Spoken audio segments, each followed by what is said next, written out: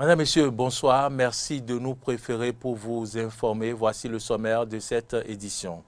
La Cour de répression des infractions économiques et du terrorisme CRIET a condamné ce lundi 1er mars l'homme d'affaires Sébastien Adjavon à 5 ans de prison ferme.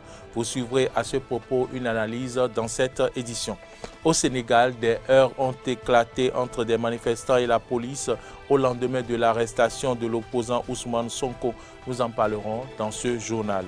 Le bilan de la répression s'alourdit en Birmanie. Selon les Nations Unies, au moins 54 manifestants ont été tués depuis le début du soulèvement populaire. Voilà pour le sommaire de cette édition.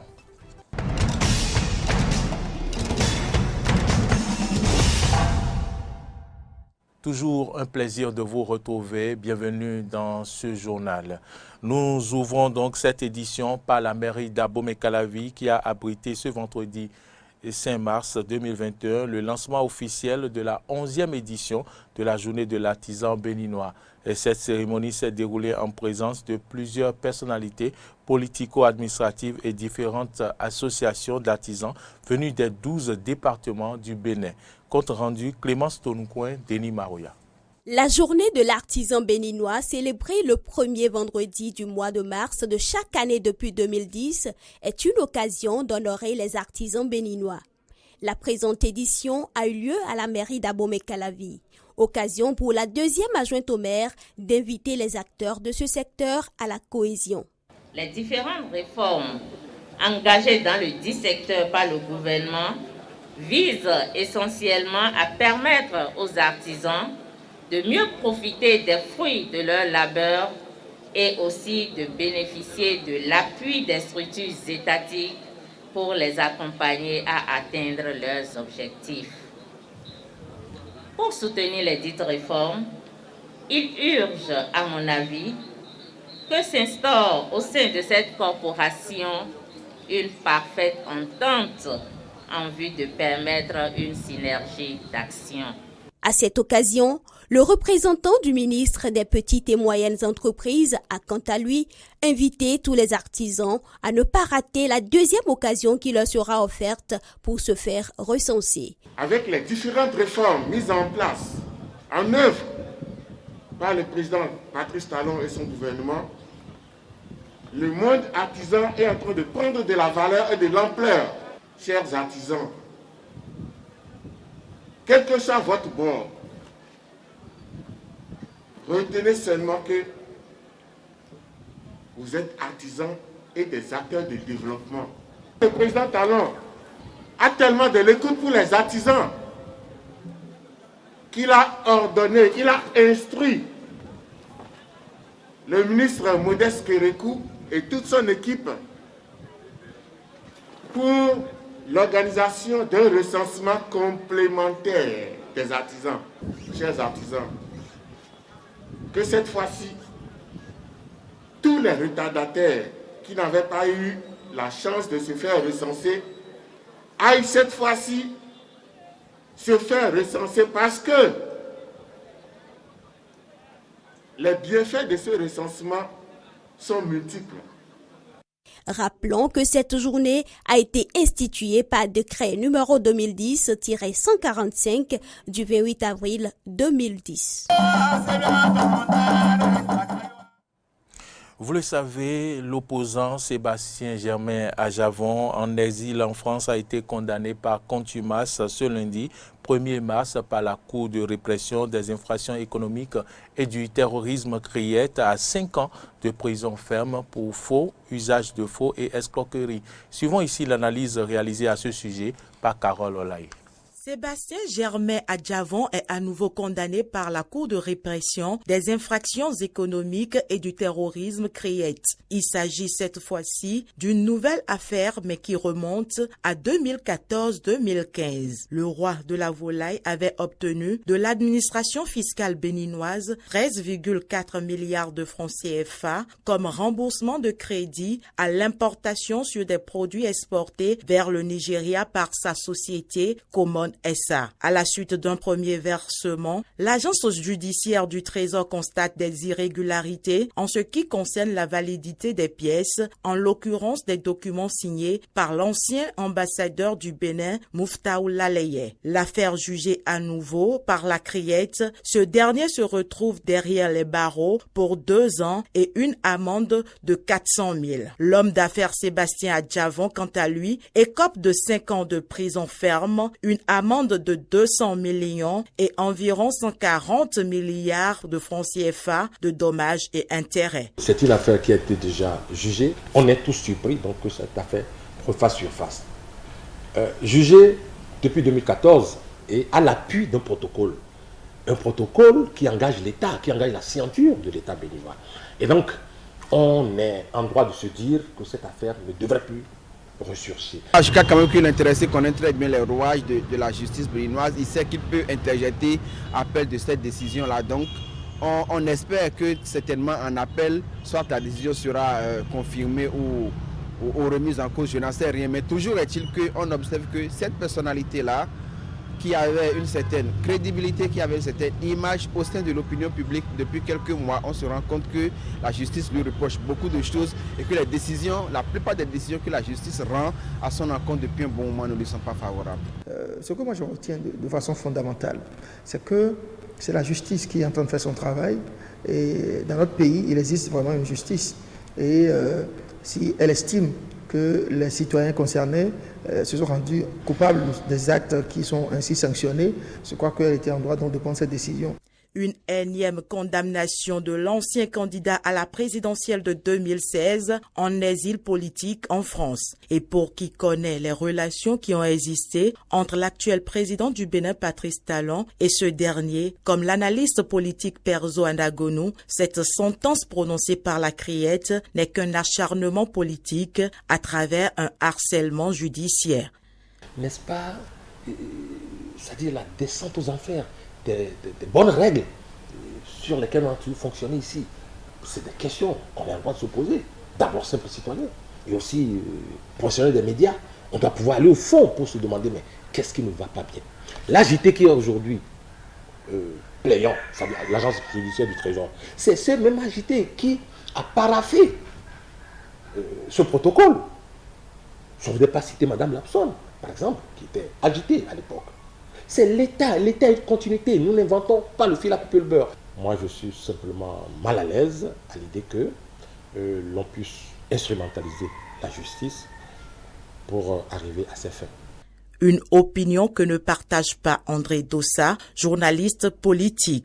Je ne vois pas, moi, ce qui me concerne, de l'acharnement, parce que au moins ici, dans ce cas-ci, je sais que ça date de l'autre régime, le régime Bodiaï, qui déjà est monté au créneau. Il me semble même que la plainte devrait même dater depuis cette époque-là. Si c'est de l'acharnement de la part de Patrice Talon, il est venu au pouvoir en 2016, je crois que ce sera difficile d'en conclure qu'il s'agit d'un acharnement. Toujours est-il que c'est la justice qui a parlé. La justice est une institution, un pouvoir indépendant dans notre pays, en tout cas jusqu'à nouvel ordre. Et moi, je voudrais m'éloigner de ces raccourcis qui tendraient à nous amener à conclure qu'il s'agit d'un acharnement contre un citoyen. La Cour de répression des infractions économiques et du terrorisme avait condamné jeudi 18 octobre 2018 Sébastien Adjavon à 20 ans de prison ferme et à 5 millions de francs CFA d'amende. Un mandat d'arrêt international a été également émis à son encontre dans la précédente affaire de 18 kg de cocaïne. Autre information dans ce journal, dans le cadre de la mise en œuvre de son plan d'action pour l'année 2021, les cadres de la commission numéro 2 du Conseil économique et social CES ont entamé une tournée dans le domaine de l'agro-business. Objectif, échanger avec les acteurs du terrain dans le but de faire des recommandations au pouvoir public. Kano François Rungbelen et Fiacre Voitan pour le compte-rendu. Dans le cadre du plan d'action du Conseil économique et social pour l'année 2021, la commission numéro 2 de l'institution a pensé poser des actions dans le domaine de l'agrobusiness afin de relever les enjeux et perspectives.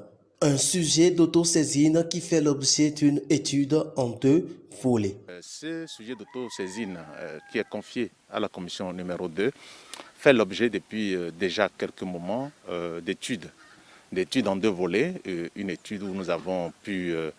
on a eu à recevoir, n'est-ce pas, des personnalités, des cadres, n'est-ce pas, des ministères, et pour les auditionner sur la question. Et une deuxième phase que nous avons entrepris depuis déjà le lundi passé, qui consiste à la visite de terrain, où nous sommes en train d'aller vers les acteurs du secteur de l'agrobusiness pour pouvoir échanger avec eux, pour pouvoir collecter les informations nécessaires afin, n'est-ce pas, d'étudier ce sujet et faire des recommandations au pouvoir public. Une tournée qui a permis au cadre de sillonner différentes fermes de plusieurs localités, à savoir Adjoun, Agbaïzou, Lokossa, Alada, avant de jouer à Sékou dans la ferme d'un des conseillers du CES. Une tournée qui, pour eux, a été très édifiante. Notre tournée a été très édifiante puisqu'elle nous a permis réellement d'aller en contact avec les acteurs de terrain, de pouvoir discuter avec ces acteurs pour voir tous les enjeux qui sont liés à la promotion de l'agrobusiness. Nous avons bien fait de choisir ce sujet sur la promotion de l'agrobusiness parce que, en réalité, vous savez, on ne peut pas parler de développement dans notre pays en oubliant l'agriculture. Il y a des enjeux importants, il y a des problèmes réels au niveau, n'est-ce pas, de la formation, mais aussi au niveau, n'est-ce pas, de l'installation, n'est-ce pas, de ces jeunes. Et que ce soit des problèmes de financement, que ce soit des problèmes de marché qui sont des problèmes importants. Évidemment, ces éléments sont des éléments importants sur lesquels nous devons attirer l'attention des gouvernants pour pouvoir aller vers une promotion de l'agrobusiness dans notre pays. Les cadres de la commission numéro 2 du Conseil économique et social entendent jouer leur rôle de conseiller après une étude des données collectées sur le terrain afin de formuler des recommandations à qui de droit. Je vous l'annonçais en titre, au Sénégal, des heurts ont éclaté entre les manifestants et la police au lendemain de l'arrestation de l'opposant Ousmane Sonko. Pour la deuxième journée consécutive, de nombreux jeunes ont manifesté dans les rues de Dakar et dans d'autres villes du Sénégal. Ils protestent contre le placement en garde à vue du leader du parti d'opposition, les Patriotes du Sénégal, pour le travail, l'éthique et la fraternité. Situation toujours instable en Centrafrique à l'approche du second tour des élections législatives le 14 mars prochain. Le pays est le théâtre de violence. Les forces de l'ordre sont en alerte. Des affrontements entre groupes et militaires avaient déjà troublé l'élection présidentielle en décembre dernier. Reportage. Échauffement pour la compagnie nationale de sécurité avant de rejoindre les rues de Bangui, particulièrement instable ces dernières semaines. Avec son équipe, le colonel Sim compte ramener le calme dans les quartiers de la capitale centrafricaine. Je pense qu'avec le temps, si tout va bien avec nos partenaires financiers, et qu'une fois que nous ayons les matériels appropriés, nous serons dans les 16 préfectures de la République centrafricaine avec toute la population centrafricaine. La veille, le quartier PK5 s'est réveillé sous tension. Des militaires et gendarmes, armes à la main, étaient déployés dans les rues. Dans la nuit, un milicien avait ouvert le feu sur les forces de l'ordre. L'affrontement a fait un mort et un blessé, selon les informations du gouvernement. Dans le quartier PK5, les combats par armes à feu sont devenus réguliers et inquiètent les habitants. Dans les quartiers là-bas, il y a des enfants, il y a des mamans qui sont en déroute, quoi. Ils sont en train de fuir par rapport à ce qu'ils ont entendu. Des civils qui abandonnent leur logement pour éviter les attaques. En tout, 240 000 personnes se seraient déplacées dans le pays depuis la mi-décembre selon Amnesty International. Fin 2020, 6 groupes armés réunis sous le nom de la Coalition des Patriotes pour le Changement, la CPC, défavorables à l'organisation des élections présidentielles et législatives, ont mené des raids armés et occupé plusieurs villes. Malgré la reprise de plusieurs localités par l'armée nationale, soutenue par les casques bleus et des troupes étrangères, la CPC poursuit ses attaques. Mi-février, 14 personnes ont perdu la vie dans un site religieux de la ville de Bambari, victimes des échanges de tirs entre les forces pro-gouvernementales et la CPC. Des combats qui perdurent à l'approche du second tour des élections législatives prévues le 16 mars prochain, une date plus que jamais incertaine. Le bilan de la répression s'alourdit en Birmanie. Selon les Nations Unies, au moins 54 manifestants ont été tués depuis le début du soulèvement populaire. Un bilan qui suscite l'inquiétude de la communauté internationale. Le Conseil de sécurité doit se réunir ce vendredi à huis clos. Suivez. Malgré la répression, la contestation ne faiblit pas. Plus d'un mois après le coup de force militaire, des milliers de personnes sont une nouvelle fois descendues dans les rues des principales villes du pays ce jeudi. Un mouvement de contestation que la junte semble de plus en plus déterminée à écraser. D'après l'ONU, au moins 38 personnes ont été tuées mercredi par les forces de sécurité qui ont tiré à balles réelles sur les manifestants. Une journée sanglante que les civils ne sont pas prêts d'oublier. On ne leur pardonnera pas ce qu'ils ont fait. Pas seulement pour cette fille, mais aussi pour les autres qui ont sacrifié leur vie. On n'oubliera pas ce qu'ils ont fait le moment venu.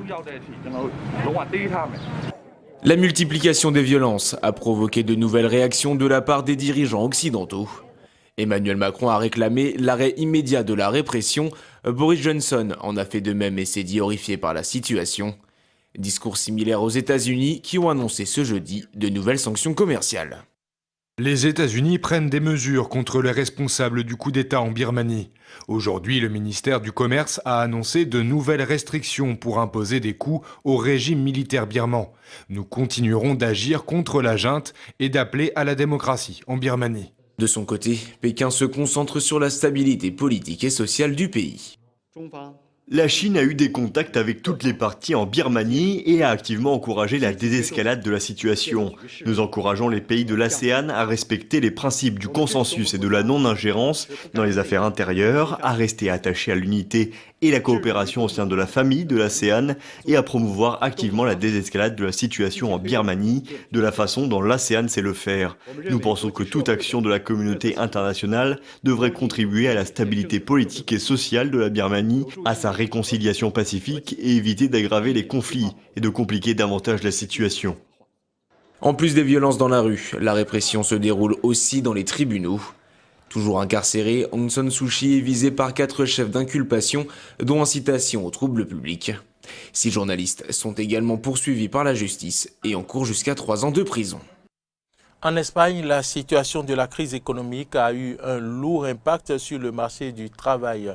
Le taux de chômage augmente. Pour la première fois, l'Espagne compte aujourd'hui plus de 4 millions de demandeurs d'emploi. Reportage. À Barcelone, comme dans toutes les villes d'Espagne, les commerces sont de plus en plus nombreux à baisser définitivement le rideau. Entre la baisse du tourisme, les restrictions en vigueur et la chute de la consommation, la fréquentation des établissements a baissé en moyenne de 40%. Comme ailleurs, les activités de service sont les principales victimes de la crise sanitaire. Bilan, un taux de chômage qui culmine à 16,1% de la population active contre 13,7% l'an passé. Un record au sein de l'Union européenne. Le secteur est à l'arrêt. Nous n'avons pas du tout travaillé depuis l'année dernière. Au début, on pensait pouvoir retravailler l'été dernier ou à la fin de l'été, mais ça n'a pas été le cas. Est arrivée la deuxième vague, puis la troisième. On espère qu'il n'y en aura pas d'autres. Voilà où on en est, complètement à l'arrêt et sans perspective réelle de date de reprise. Avec plus de 4 millions de demandeurs d'emploi, auxquels il faut ajouter les 900 000 salariés actuellement en chômage partiel, l'Espagne fait face à sa plus grave crise économique depuis 2012. Si le gouvernement a déboursé plus de 40 milliards d'euros pour soutenir l'économie depuis le début de la pandémie, les aides publiques demeurent insuffisantes et mal utilisées, selon de nombreux analystes économiques. Il n'y a pas d'aide directe aux entreprises comme cela a été le cas en Allemagne ou en France pour les indemniser des pertes qu'elles ont eues et pour sauver l'intérêt général. Il y a eu beaucoup d'entreprises comme des restaurants ou des hôtels qui ont fermé au bénéfice de toute la population. Elles auraient dû être aidées directement, pas seulement en leur offrant des facilités de crédit, parce que le crédit augmente l'endettement et quand les restrictions seront terminées, il faudra rembourser ce crédit.